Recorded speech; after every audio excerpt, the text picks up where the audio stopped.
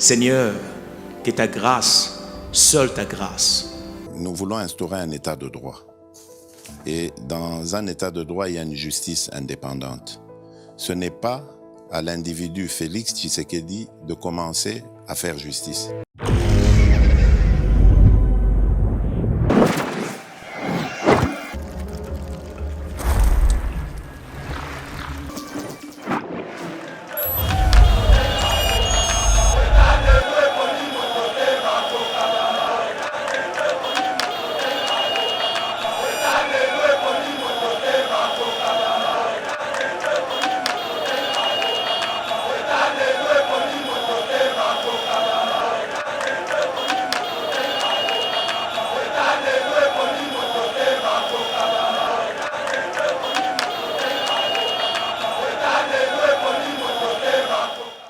IDPS n'a pas de guerre avec Martin Fayulu, avec Adolphe Muzitu.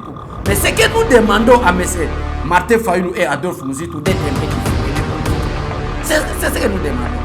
De faire la politique, de faire une opposition républicaine, c'est-à-dire basée par des principes, basée par des valeurs.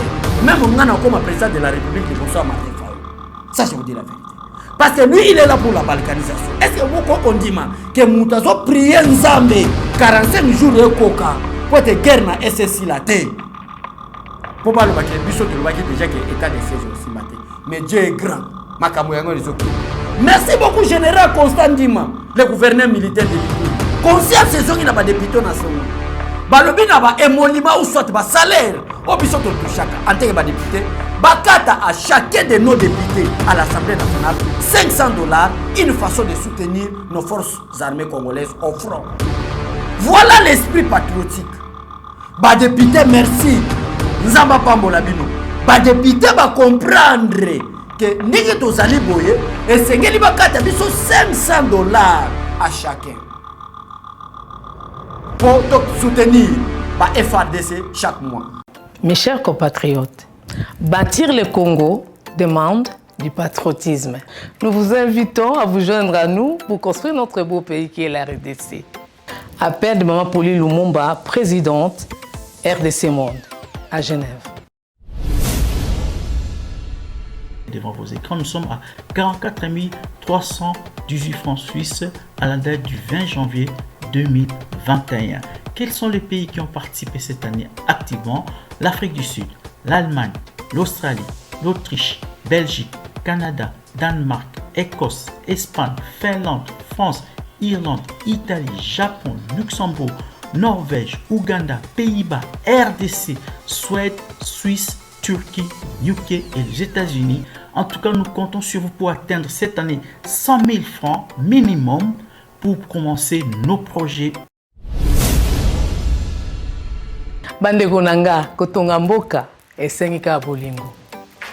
Bino moko bomoni transparence to laxi bino côté mbongo. Moyibe yate, lokuta pe ezate. Alors boya to sangana to tonga mboka na biso les grands Congo. Merci. Malobaya, présidente RDC Monde, Pauline Lumumba à Genève.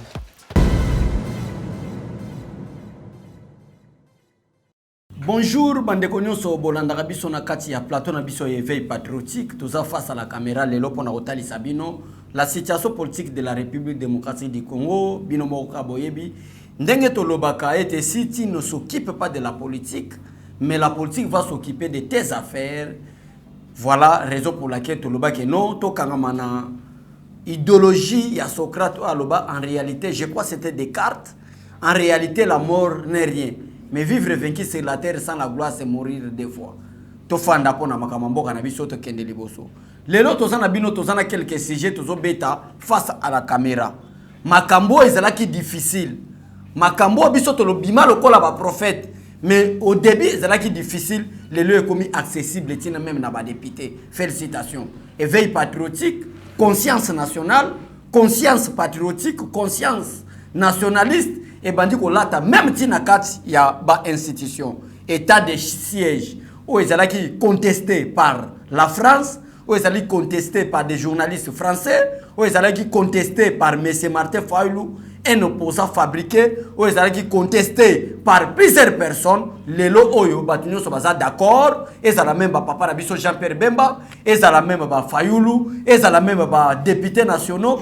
Qui plus loin. Pour mon a été état de siège qui a été décrété par les chefs de l'État. Fruit bamboume bandi déjà kubota. Manatongo lelo 15 villages a été récupéré par nos forces armées congolaises. Donc, nos forces armées congolaises. Pour la Sabino, même opposition, sont ça l'opposition avec amour. Ça l'opposition, parce que l'opposition est là. Dès que le gouvernement n'a pas de principe, il y a détourner le peuple congolais, l'opposition a dénoncer.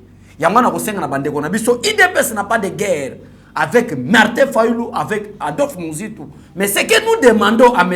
Martin Fayoulou et Adolphe Mouzitou d'être un peu disciplinés politiquement. C'est ce que nous demandons.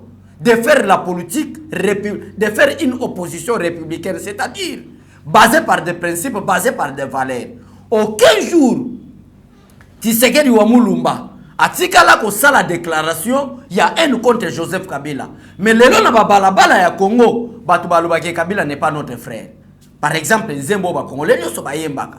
Biso nyoso topona ya Chichi, Boyaye, Kabila zonga na Rwanda, Boyaye, Kamere zonga Burundi, Boyaye, Kimbuta Meli Jambalangwe, Boyaye, ce sont des chansons oh ba Congolais bazako yemba, place ba mona ki ke Kabila n'était pas notre frère. Mais ceux qui m'ont tali même déclaration, Yankumu Etienne Tshisekedi wa Mulumba, atikala ko bimisa ba propos moko ya NT. Mais ceux qui observent Martin Fayoulou, est-ce que vous pouvez imaginer que lelo oyo chaque fois nazolo bake degré oyo ba ADF nalu ba miliciens ya Codeco bazwa ko déposer ba armes na ba munitions lelo oyo à cause ya ko décréter état d'urgence par des chefs de l'État to soki de ko kanga même infiltré français ba yena kombo ya ONG Human Watch pona ko loba ete ba ye pona droit de l'homme or que bazwa ko financer par rebelle pour attaquer les Congolais. À cause du état de à cause du président Félix Tshisekedi a décrété état d'urgence le loto na komona ki assurance zoya espoir ebandi kozonga la peuple congolais makamo nyo sezako salema pour na peuple congolais ya mabe espoir ebandi koya le loto zomona na ba vidéo partout na ba réseaux sociaux ba ko talisa biso ndenge nini ba tuti ba uti Somalie pour na koya ko financer ba ADF na ba Codeco pour attaquer les Congolais. Mais quand à partir à Soudan, baza déjà bloqué. Est-ce que vous comprenez que y a la main de Dieu? Est-ce que vous comprenez que pouvoir il y a président Félix Tshisekedi et outi panzami. Donc c'est la rapport à hôtel Sabato que tango yo zana kasa vérité. Et yo solo ba makamba solo. Ata 10 000 personnes le kola tozala plus de 80 millions de Congolais. Oh ba Congolais ba plus de 80 millions. Ata plus de 80 millions wana baboyu. Mais du fait qu'on a la vérité, qu'on s'est découragé. Nous croyons à la vérité.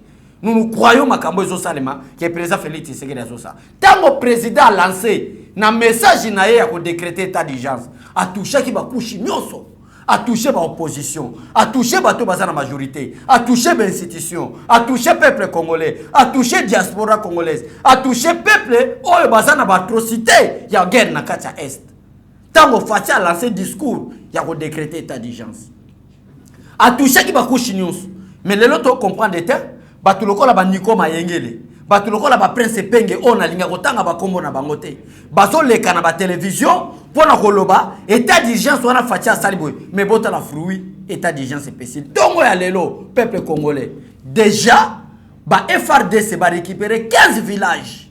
15 localités. Oyo espoir nyo se kenda kinango. O espoir nyo se zalaki déjà perdu que Congo na partie est il y a la République démocratique du Congo et vous allez déjà créé comme une république. Le lot Fati a banni ça espoir. Mais le grand problème, on a dit na loba, et ça kaka conformément na makambo etali état de siège à chef de état de siège, il y a décrété par les chefs de l'État. Oh yo conscience zongi ba députés nationaux. Conscience zongi na ba députés nationaux. Balobi na ba émolument ou soit ba salaire au biso to touchaka en tant que ba député bakata à chacun de nos députés à l'Assemblée nationale $500 une façon de soutenir nos forces armées congolaises au front. Voilà l'esprit patriotique. Donc nous minute au moment en place biso to lobake zala nos positions mais esprit patriotique au côté katé parce que zala batu mususu na ndenge na Congo na bazaboye souci na yeba militaire nyoso bazana froba kufa. Pour nous ça peut-être réseau na Fayulu, qu'on ça réseau peut-être na Adolphe Muzitu. Donc sa prière à lui, il oublie la terre de ses ancêtres. Il oublie l'esprit patriotique. Il oublie dans le peuple congolais, même aux en Suisse, aux en Italie, aux en États-Unis d'Amérique, aux en Bambon, on a peut-être au biso pour ça na pembe na yo. Ça c'est les biens que aux congolais au tika la congolais. À tous les milliardaires en Italie, à tous les milliardaires en Afrique du Sud, à tous les milliardaires en Gabon, en Congo Brazzaville, à tous les milliardaires dans les pays puissants. Sachez les biens. Esprit à ba congolais zakatino zaka congolais. Pour opposition biso to comme on a les lois ba Martin Fayulu et ça les sous ya unité nationalité et comme opposition à haine. On se voit vraiment mutazo qui na prière. Alors que nos prières Nzambe Félix Tshisekedi a décrété état d'urgence soi-disant pour une paix durable, une paix totale. Nzambe sunga ba militaire nyonso ba kufa kuna donc sa prière à lui et que ba militaire ba kufa pour donner raison à Martin Fayulu. Ça c'est inacceptable. Voyez par exemple, dans l'Assemblée nationale, nous avons 500 députés nationaux. Sur 500 députés nationaux, il y a obédience à Joseph Kabila. Ceux qui 3-4 députés, il y a obédience à Martin Fayulu. Ceux qui, combien de députés, il y a obédience à Adolphe Muzitu. Mais voilà pourquoi on vous dit que nous sommes tous là esprit patriotique. Vous voyez que le message estopé, c'est que Kendaya Liboso. N'a pas de député, oh, Martin Fayulu a télémela qui a décrété état d'urgence. Alors qu'il va aboutir, na kati ya paix durable été. Récite ko zalate. Pour la bango baza comme on a ka balkanisation. Pour la bango baza comme on a ka Congo et ko Kabwana. Mais lelo à cause ya ko décréter état d'urgence. Une intelligence avérée. Il y a président Félix Tshisekedi pour décréter l'état d'urgence, ligne de solutions constitutionnelles pour qu'il y ait la paix. En République démocratique du Congo, on a parti et sa République. Les lois n'a député à Fayulu battre les méliers. Député à Fayulu battre les méliers. Moi, 3 députés dans Zalaganango. Ça c'est de l'indiscipline politique. Oh, Martin Fayulu a zotali sabiso. Comment est-ce que bande konabiso bazo kufa? Makile zotanga mana est la pays. Eza makila ba congolais. Makile zotanga mana est pays. Eza ka ndeko nanga congolais. Azala mushoeli mukongo muluba mungala. Azaka congolais. Mais comment est-ce que yo zotemela des état d'urgence décrété par les chefs de l'État tandis que tous sentir que espoir et bandi ko zonga na peuple congolais. Peuple au bazala qui perdu na est pays à République démocratique du Congo. Oyo même Fayulu na Adolphe Muzitu. Tant bazo ça la campagne. Batikala ko koma na est et à République démocratique du Congo à cause de l'insécurité. Mais les lois facias ont rétabli le pays. Ba député merci. Nzamba pambola bino. Ba député ba comprendre que ndenge tozali boye et sengeli ba kata biso $500 à chacun. Pour donc soutenir FRDC chaque mois. Donc, je crois bien que tout ça, le calcul, $250,000. Oh, il y a des députés et il y a des pour soutenir nos FRDC. Voici l'esprit patriotique. À ce stade ici, et les gens qui ont opposition à telle opposition, pouvoir à tel pouvoir, tu vois les lignes d'intérêt à ma belle. To wele linde makila peuple congolais au sopana na est ya République démocratique du Congo. Député le bité que naza député à la Mouka, député le bité que naza député à PPRD, député le bité que je suis au pouvoir, mais avec l'esprit patriotique, esprit nationaliste, to sangana. Pona nini pour te soutenir FRDC na biso. Voilà bitumba na biso abutu moi. Voilà bitumba na biso to lingato même mutu na compréhension. Tala ndenge ba député ba comprendre. Et depuis Félix Tshisekedi a décrété état d'urgence. Nous sommes le complot. Il y a remonté bas coup pour qu'il y ait encore plusieurs maîtres dans le niveau de l'Est de la République démocratique du Congo et ils ont la dévoiler. Par exemple, Baouti Kokanga, un sujet français, arrêté Naba militaire Nabiso avec des munitions, avec des armes lourdes. Je ne sais pas si pour aller financer les ADF ou les miliciens de Codeco. Baouti Kokanga Bamou. À cause il y a état d'urgence, il y a état de siège. Or que depuis Joseph Kabila sali 18 ans à pouvoir, ata infiltré mo batikala ko kangate, o bazolo bakaze infiltré azo financer ba ADF nalo. Est-ce que vous comprenez pas qu'il y a la main de Dieu derrière ces pouvoirs? Est-ce que Martin Fayulu ne peut pas comprendre ça? Est-ce que Adolphe Muzitu ne peut pas comprendre cela? Nazomona batebele ba koloba. Makambazolo babazo maîtriser te. Viens nanga kizenga ya bandundu a sali 2 ans et demi na pouvoir en tant que premier ministre. Peuple congolais peut comprendre place to lobaki que débat basalango, débat scientifique basalango dans la vérité. Parce que la vérité reste la vérité. Débat scientifique basalango nga bokomona ngate na yana par exemple neve patriotique na bandoloba Fati Beto non, j'explique au peuple congolais c'est quoi la situation politique de la République démocratique du Congo. Nga na sala ba communication ne ba communicateur ya lamuka basala gate. Na sala communication ne ba communicateur ya PPRD basala gate. Na sala communication pour expliquer au peuple congolais quelle est la volonté politique du chef de l'État. Est-ce que le chef de l'État a une bonne volonté politique pour aider son peuple ou pas? N'est-ce pas pour expliquer au peuple? Mais nous devons comprendre que volonté politique, depuis 1960, dans la République démocratique du Congo, ils ont incarné dans Félix Tshisekedi. Parce que tout le monde, même Martin Fayulu, Adolphe Muzitu, Papa Bemba, Papa Katumbi, Bazako Belango, que Congo a tous les atouts. Congo a des diamants, Congo a des cobalt, une terre fertile, Congo a des grandes forêts, mais pourquoi les Congolais ne sont pas bénéficiaires? Il y a des richesses sans Zambapé Sabango. Tout le monde en parlait. Et ça va Martin Fayulu Lelo, critiquer. Tout le monde en parlait que ce qui manque aux Congolais, c'est la volonté politique. Et je défends cette bonne volonté politique du président de la République. Fati. Je le défends et je le défendrai toujours. Je défends cette bonne volonté politique. Martin Fayulu va point de presse pour expliquer au peuple congolais que ce qui manque aux politiciens congolais, c'est la volonté politique. Et cette bonne volonté politique est incarnée chez Félix Tshisekedi. Nasa communicateur ya kuya te nazola ba pona ko sepelisa mutu nazola ba péter na sala boy. Je suis là. Il y a tant de Congolais qui habitent à l'étranger. Il y a tant de Congolais qui sont à l'intérieur du pays. Il y a tant de Congolais qui ont besoin de la volonté politique ya mboka na ye. Et to kutana kana bato bazalo kuta, to kuta kana bato bakosa peuple congolais, to kutana bato kaka à cause ya ba intérêt égoïste na bango. Bayaka kaka pona koloba n'importe quoi et nous sommes là. Rien que la vérité politique congolaise, rien que la volonté politique.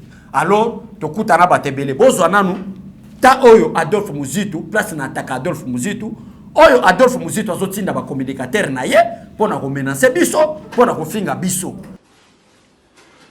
Peuple congolais, Mokonza Mboka a eu décision kitoko oyo ya état de siège na est ya RDC, précisément na Ituri pe na Nord Kivu. Depuis Bitumba, les alliés plus de 8 millions de morts. Mokonza Mboka liboso azwa décision en ndengwana les alliés président Félix Tshisekedi. Néanmoins biso bana diaspora pe bana mokili mobimba to saluer décision na sikoyo tozo lancer alerte générale, mobilisation générale pour le soutien ya fa RDC. Bambila biso bo bazakuna. Et sengeli biso tout aux asima Mokonza Mboka sima FRDC pour tout ça Bitumba oyo. Bandeko bazo kufa, ba viol, ba massacre, ba détournement ya ba mine na biso. Ceux qui Bitumba wana tolingi to décider esi la lelo et sengeli biso nyonso tokutana na milulu oyo tozo bengisa le 15 mai à 14h na Château Rouge na 9 rue Marcadet espace moko amene les aliwana tokozala wana pour tout ça la soutien, tout ça message de soutien na bambila biso. Yo moi na Paris, moi na Bruxelles, moi na ya Lyon, moi na Allemagne, ya Londres kozanga te na milulu oyo ya kafu pona bambila isika bazali wana basanti que non peuple congolais asima na bango. To bengi sibino boya ya 14h na Château Rouge, métro Château Rouge ou bien Marcadet to kutanana pour tout ça la soutien, tout ça la force union sacrée oyo pour bitumana et si na mboka na biso après le président de la République a scellé Bokonzia ba Congolais na mboka na biso. Merci beaucoup. Adolphe Muzitu a sali 5 ans na primature. Quand je parle de 5 ans, bon na mabete parce que nazo additionné na temps onyoso Antoine Gizenga sali parce que c'était les palos. Et quand je vois Adolphe Muzitu et Antoine Gizenga, ce sont des ressortissants de l'actuelle nouvelle province Otobenga Kwilu. Et la grande ville de la province de Kwilu, c'est Kikwit. Bazozanga électricité. Bazozanga université Malunga. Bazozanga bekol ya malamu Rotanga. Bazozanga mai. Et plus loin même, qui est même une honte pour tous les Kwilois, bazozanga même morgue. Donc à Kikwit, Mutakufi lelo, bakundie karalelo. Mais Adolphe Muzitu était Premier ministre. L'essentiel pour Adolphe Muzitu, c'est aller construire hôtel dans la ville de Kikwit au bénéfice intérêt de Moko. Vous voyez l'égoïsme politique au Bisoto dénonce. Les gens qui quittent Yango Kufa. Après qu'on y a parce que oza mutabandundu, oza mupende ou soit oza sénégalais, je soutiens Martin Fayoulou, je soutiens Adolphe Muzitu. Et nous là, les vrais Congolais d'origine, total ayo okumisa bongo toko beta ba missile non conventionnel, toko panza yo. Nous sommes là dans la vérité pour nous expliquer peuple congolais. Vous voyez que makambo biso tolobaka, le lomé ba député ba bimisa. Et tikali ba membre gouvernement. Lobby après lobby, bon yo kapé ba membre gouvernement, biso to ba contribuer à chaque ministre et vice-ministre et les mandataires de la chose publique de l'État, ba ba ko bimisa pe ba mbongo pour soutenir les FARDC. Na ba propre salaire na bango, ça d'abord pour toucher mbongo l'État soutien la bango. C'est comme ça. Vous avez vraiment que même les militaires na front. Même les militaires na front nous avons sous le soutien de tous nos 500 députés. Nous avons le soutien de tous les 109 sénateurs. Nous avons le soutien de tous les 50 quelques membres du gouvernement. C'est ça l'esprit patriotique au bisoto à chaque fois. Ndé yango to yaki to expliquer peuple congolais. Biso na kati ya IDP tokoti kozala jamais badialelo. Na kati ya IDP se mutu moko tazo sala ki dialoliste. Ndenge ba papi tamba bazako sala. Ndenge ba koloko tambola bazako sala. Ndenge lelo na komi komona ba jiminga la si bazo sala. Toti ko sala ki dialoliste te. Nous sommes là défendre une cause qui est juste et la cause qui est juste son nom c'est Fati Beto. Ça c'est clair.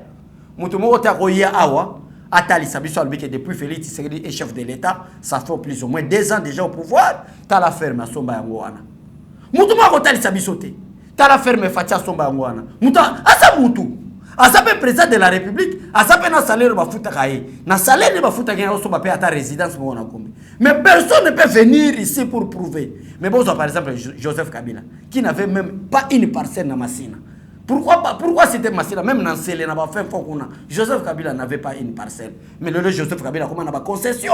Joseph Kabila, comment on a fermé?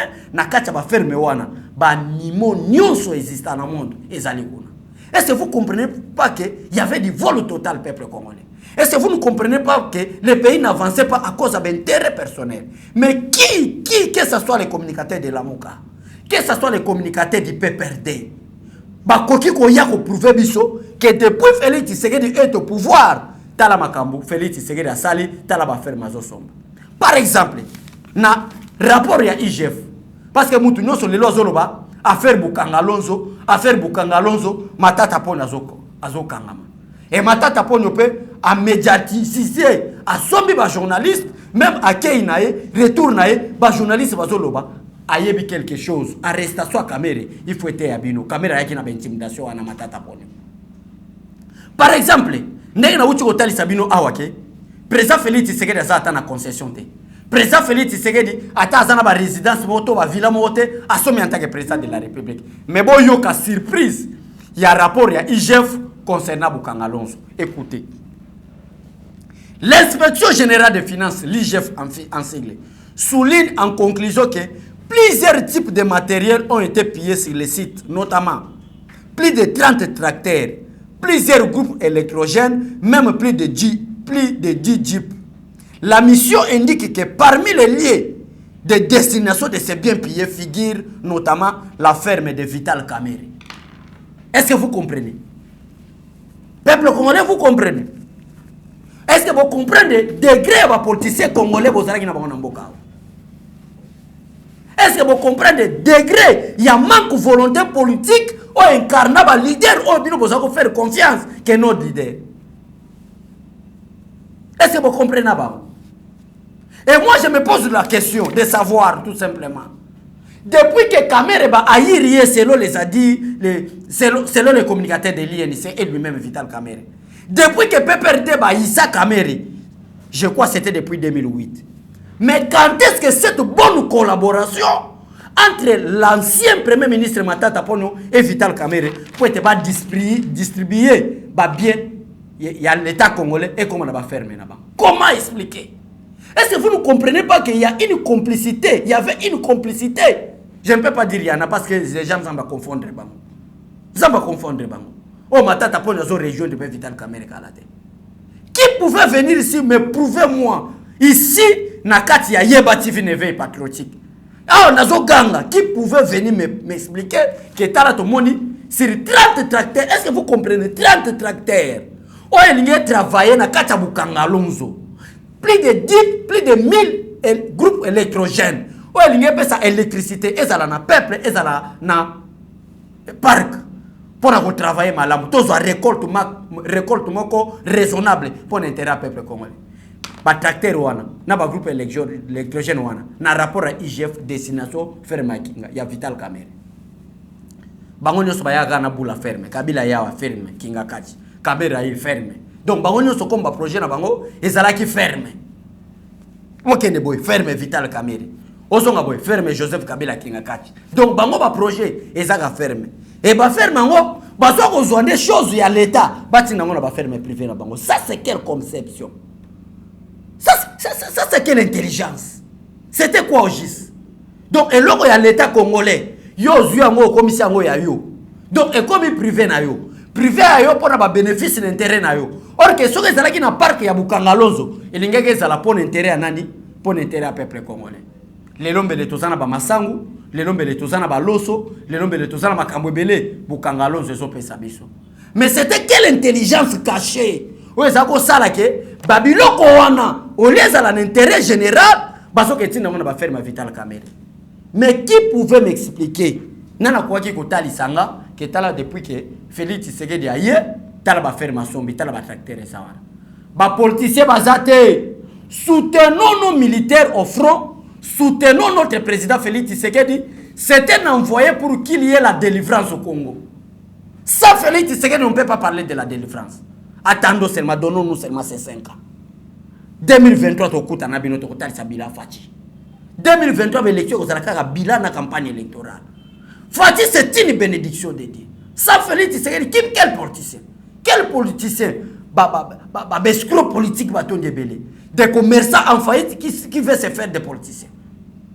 Quand est-ce que Fayulu, qui est le leader de Martin Fayulu? Qui a formé Martin Fayulu? Qui est le mentor de Martin Fayulu? Qui est le mentor d'Adolphe Moussine pour parler d'être politicien? Même Paul nous enseigne, imitez-moi, car moi j'ai imité Christ. Et ce qui manque au Congolais aujourd'hui, c'est un modèle. Même Moutoupa comme un pasteur, il manque le modèle. Il a l'onction, il a le Saint-Esprit, il connaît Matthieu 3,16, il peut expliquer la parole de Dieu à tout le monde. Ça, un père spirituel. Ça, c'est ce style congolais. Et ça peut Moko Kamoyo, Félix Tshisekedi Alinga tel Belango Potembo Kana Biso Keliboso. Qui est un modèle? Un homme ne peut pas manquer un modèle. Namaka Mounyoso, poto bima avocat, poto bima médecin, poto comme militaire. Et ça n'a pas tout bazala militaire liboso na yo. Et ça n'a pas tout bazala politicien liboso na yo. Et ça n'a pas tout bazala avocat liboso na yo. Yonde muto ya ko expliquer biso te koza meilleur avocat. Il faut avoir un modèle. À cause de ce modèle wana, on retient mon principe pour dire que tel journaliste avait réussi dans la vie, moi je vais faire mieux pour que j'arrive place de quoi comme qui. C'est comme ça. Même la parole de Dieu nous envoie avoir un modèle.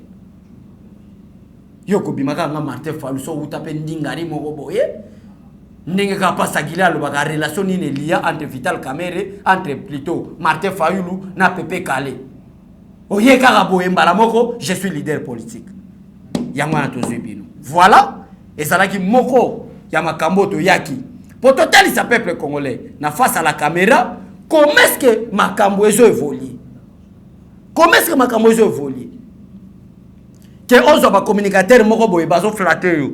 Tu n'as même pas un poids politique. Tu n'as même pas réussi aux élections. On soit communicateur moko boye, on va la même communication te bazo flatter yo. Si Félix Tshisekedi était indiscipliné comme les autres. Mais les lelo ba communicateur nous soit IDPS ba ça la fierté à Fati, ba ça même na ba immeuble. Mais Félix Tshisekedi a lobby non, ce que vous faites c'est pour l'intérêt de vos terres. C'est pour l'intérêt de votre nation. Nga tourne en tant que président de la République, na ko futa binoté. Na ko futa congolais parce que nous travaillons pour l'intérêt ya peuple congolais. Mais boni bazalaki na ba PPRD. Bazako travailler non pour l'intérêt ya nini ya peuple congolais mais bazako travailler pour l'intérêt individu. Nde ya ngwa toloba keke. Il faut s'abonner massivement. Les lois sont même ba députés nationaux ba changer vision. Ya ko loba ke non. Nous devons contribuer pour soutenir nos forces armées congolaises à cause de l'éveil patriotique. Tu es éveillé à te belé, tu n'as qu'à ta institution. Tu es éveillé à te belé de l'éveil patriotique. Tu es éveillé à te belé de l'obéité, chose à l'État et à la chose privée. Je suis à l'État, je suis à boutique. gestion à l'état ils ont établi dans principe ou ba inspecteur ou ba contrôleur ba yaka pour nous contrôler musalo ça et ça le qu'on a été voilà impact il y a effet patriotique finga na yo ndenge yo lingi ganga na yo ndenge lingi okoti ko mona nga jamais na répondre yo biso toza na pona ko travailler na intérêt à peuple congolais mokonzi na bino Fayulu aboya ki ko dekoloba makambo état d'urgence PPRD lelo peut être même ba député ba ça la déclaration ba zo acte oso mona tala par exemple déclaration FCC les FCC prend acte de l'état de siège mais nous sommes là pour dénoncer tous les abus commis par les militaires au front ba militaire fati ba bien encadré et ça na bimoke ko ça les maté devant les rebelles vous voyez les suspects tirer à bout portant ça c'est clair et ça c'est la guerre vous déposez les armes personne ne va vous tirer ou personne ne va vous tirer mais vous ne voulez pas déposer les armes merci beaucoup à mon général Kachama merci beaucoup à mon général Constant Ndima alors je suis là parce que ça n'a pas politicien moko l'ungana tanga na ba kombo ngana banga te ba Martin Fayulu ba so calculer président Félix Tshisekedi na 1 mois ba lobi que état du siège au Fati a décrété selon la constitution c'est pour 1 mois. Si on va donner une dérogation ça sera pour 15 jours et si vous additionnez 30 plus 15 ça va donner 45 jours et ba Martin Fayulu na ba adepte na ye na ba communicateur na ye souci na bango ça que 45 jours et coca récite na partie à SSA le matin pour parler de la balkanisation. Wana ça va prier na bango. A décréter état d'urgence. État d'urgence c'est aussi mbaté. Wana na nous tozui na partie à Union européenne. Union européenne va cette déclaration et aussi mbaté parce qu'il doit respecter les droits de l'homme international. Quel droit de l'homme? Est-ce qu'il y a une grande différence ou il y a une différence entre les droits de l'homme international et les droits de l'homme national? Tous on parle des droits de l'homme, n'est-ce pas? On parle des droits de l'homme international parce qu'on parle du monde. On parle des droits de l'homme national parce qu'on parle de la République, une nation. Mais pourquoi cette différence? Ça doit respecter les droits de l'homme international. Après, on parle d'un état de siège décrété par les chefs de l'État. Aux hommes qui ont complicité. D'ailleurs, nous sommes en place de l'hôtel, c'est que prière na bango. Et ça dit que 45 jours de coca, guerre si la thé. Papa le baké local a récité na balkanisa na état de siège to balkaniser mboka parce que Fayulu est là pour la balkanisation du peuple congolais. Peuple congolais vous allez éveiller. Fayulu n'est pas un opposant pour vos intérêts. Or l'opposition doit travailler pour l'intérêt à peuple. Opposition aux États-Unis d'Amérique, opposition même en France partout, en Grande-Bretagne, travaille pour l'intérêt du peuple congolais. Là où le gouvernement viole les principes. Gouvernement fatal. Bien, quel gouvernement a violé? Par exemple, prenons l'exemple récent. Il y a la République démocratique du Congo. Le mandat du chef de l'État est de 5 ans renouvelable initialement. Donc, comme en 2016, Kabila ne voulait pas organiser des élections. Que faisait l'opposition? Dénoncer. Non, nous voulons les élections crédibles. Le mandat de Kabila est presque fin. Nous voulons une élection. C'est ça le rôle d'une opposition. Éveiller le peuple congolais. Mais opposition, il y a Martin Fayulu, communicateur, c'est une opposition de la haine, de la jalousie. Une opposition que Martin Fayulu est en train de rêver d'être chef de l'État. Un jour, il va comme chef de l'État. Même comme président de la République, il va Martin Fayulu. Ça, je vous dis la vérité. Parce que lui, il est là pour la balkanisation. Est-ce que vous comprenez que Moutazo prie Nzambe 45 jours et coca pour être guerre na SSI la terre? Pour pas le baquet, Bissot le baquet déjà qui est état de siège aussi maté. Mais Dieu est grand. Makamoyango les okende.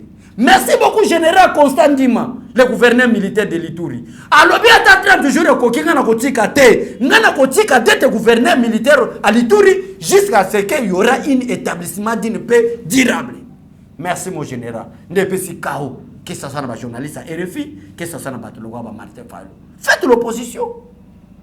Personnellement, je ne demande à personne d'être derrière Félix Tshisekedi. Ça, ce n'est pas la démocratie.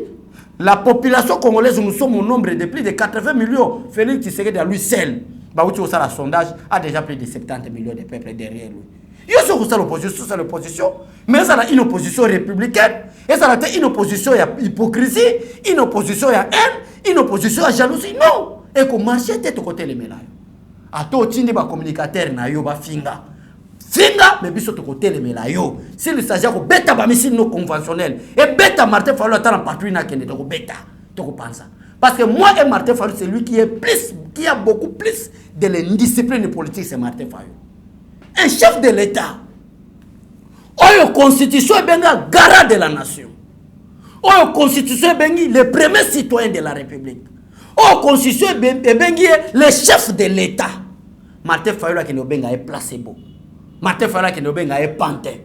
Martin Fayulu qui ce n'est pas lui qui dirige, c'est une autre personne qui dirige. Ça, c'est une manque de l'éducation politique.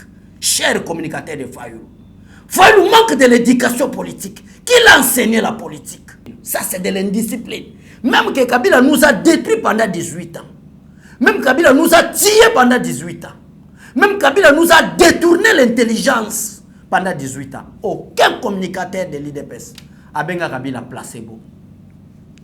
A benga Kabila pantin. Aucun communicateur de l'IDPS. Mon opposition en déguenine. Un chef de l'État. Mais au lieu d'attaquer à Trésor Lumbu à Bécholé, commencez d'abord à conseiller votre chef qu'il est mal éduqué politiquement. Il a une impolitesse avérée politiquement. Voilà. Neto yaka pour te redresser Gabatou. Total Sabatou la vérité. Que t'as la choix. Nous avons ponné le biseau pour te Congo et Kende Liboso, c'est Félix Tshisekedi. Merci na staff technique Yayeba TV. Merci à un grand leader DG Lowoko. Staff technique Mobimba Yayeba TV. Soutenons l'éveil patriotique. Parce que les autres comme on a même TV5 bazo sombre. Bako kanga une infinité français na est la République en train de soutenir les ADF. Balobi ke bakangé na Centrafrique ba yebete. Or que azamuta Romeno watch ba uti okangé na Nord Kivu en train de financer les militaires. Chaîne na bino yango. Obiso tokoya. Tolobela bino vérité. Les restes là, ezako kuta kolala. Mais je jure aujourd'hui, Bobomba image nanga. Martin Fayulu ne sera plus jamais président de la République démocratique du Congo. Identification au Kanabino. Merci. N'oubliez pas que ce 6 juin, c'est mon anniversaire. J'attends beaucoup plus de vous, des souhaits, des chansons. Que Dieu vous bénisse. Tout mon ami Kolegoya. Merci beaucoup et au revoir. Seigneur, que ta grâce, seule ta grâce. Nous voulons instaurer un état de droit. Et dans un état de droit, il y a une justice indépendante. Ce n'est pas à l'individu Félix Tshisekedi de commencer à faire justice.